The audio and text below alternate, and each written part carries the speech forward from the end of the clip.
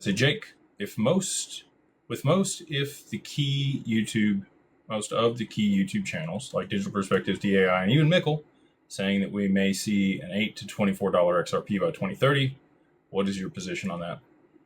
I mentioned this on Monday. I think a lot of people have been, putting out content for an extended period of time, and people beat you up if you talk about what you really believe. And so I think a lot of people have just dialed things back. If you'll go back and look at a lot of the content that was made early when people started YouTube channels, they did the math. They understood things. They talked about very high prices.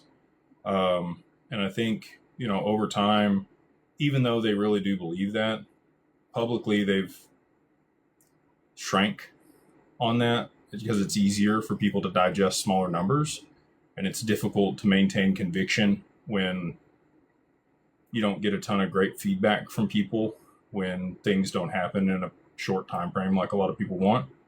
I've done the math. I know where it has to go. I know what the settlement volume is going to be.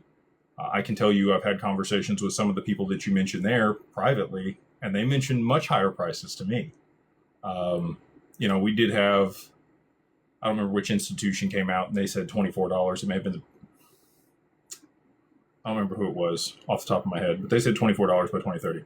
So again, if market cycles and constraints were to remain the same, I would actually agree with that.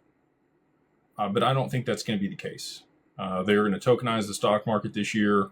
We're moving to real-time settlement. SWIFT is going to adopt, instant settlement for cross-border payments.